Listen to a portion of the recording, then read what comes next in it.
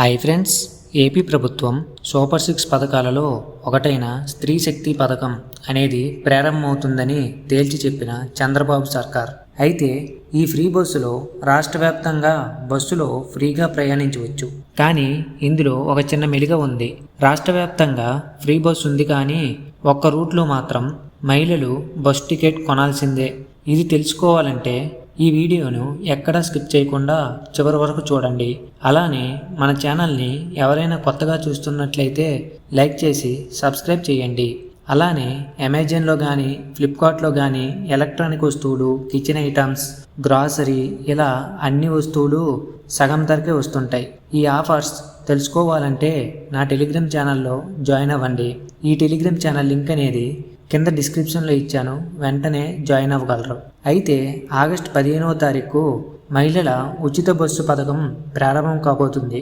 రాష్ట్ర వ్యాప్తంగా Palle Velugu, city ordinary, express, metro express బస్సులలో మహిళలు ఉచిత ప్రయాణం చేయవచ్చు.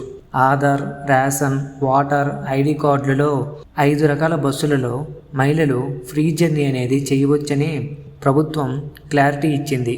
ఈ పథకం అనేది ఓన్లీ మహిళలకు మాత్రమే కాదండోయ్, ట్రాన్స్జెండర్స్కి కూడా వర్తిస్తుంది అని ప్రభుత్వం తేల్చి చెప్పింది. అలానే మార్గదర్శకాలు కూడా వెలువడినాయి. ఈ ఫ్రీ బస్ అనేది రాష్ట్ర సరిహద్దుల వరకు ఫ్రీ బస్ కల్పిస్తుంది అని ఏపీ ప్రభుత్వం చెప్పడం జరిగింది.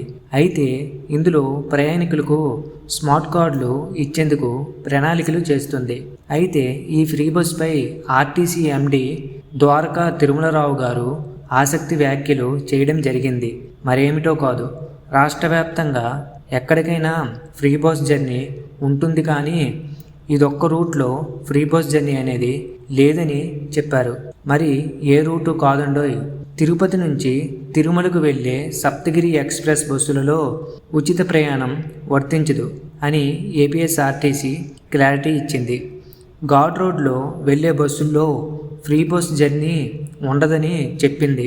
భద్రతా కారణాల దృష్ట్యా ఆయా రూట్లలో ఫ్రీ బస్ జర్నీ అనేది వర్తింపజేయడం లేదని చెప్పడం జరిగింది. కానీ ఏజెన్సీ ప్రాంతాల్లో పథకం యథావిధిగా కొనసాగుతుందని చెప్పారు. అలానే జిల్లాలు మధ్యన కూడా ఉచిత బస్సు ఉంటుందని చెప్పారు. ఈ ఫ్రీ బస్ దృష్ట్యా రద్దీ పెరగనున్న నేపథ్యంలో అందుకు తగ్గట్టు బస్సులను ఏర్పాటు చేయడం జరుగుతుంది. ఈ క్రమంలో త్వరలోనే ఆర్డినరీ, సిటీ, ఎలక్ట్రిక్ బస్సులను తీసుకొస్తుంది. ప్రస్తుతం 70% బస్సులు ఉచిత ప్రయాణానికి కేటాయిస్తున్నారు. అలానే త్వరలో మరిన్ని ఎలక్ట్రిక్ బస్సులు రాబోతున్నాయని ఏపీ ప్రభుత్వం సమాచారం అందించడం జరిగింది. అలానే ఈ ఫ్రీ బస్ జర్నీ పూర్తి డీటెయిల్స్తో ఎక్స్ప్లెయిన్ చేయడం జరిగింది. ఈ వీడియో అనేది కింద డిస్క్రిప్షన్లో ఇచ్చాను, చెక్ చేయండి. ఓకే ఫ్రెండ్స్, ఈ ఇన్ఫర్మేషన్ మీకు నచ్చినట్లయితే లైక్ చేసి మీ ఫ్రెండ్స్కి షేర్ చేయండి. అలానే సబ్స్క్రైబ్ చేసి పక్కనే ఉన్న బెల్ ఐకాన్ని క్లిక్ చేయండి. Thank you for watching.